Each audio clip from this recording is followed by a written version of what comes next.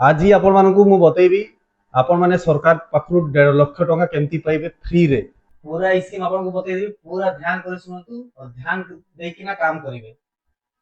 बुझले तो फास्ट हला आपण माने तीनटा बाहा करंतु, तीन जण झियो को बाहा करतु, तीनटा माइक ना रखंतु अलगा अलगा।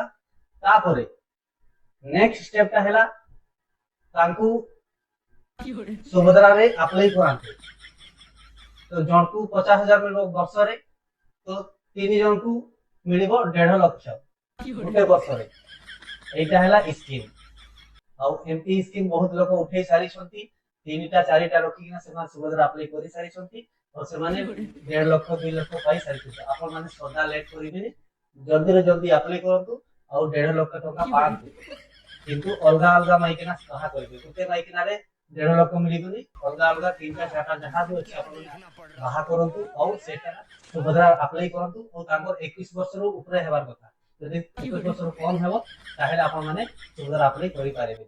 जय हिंद, नमस्कार।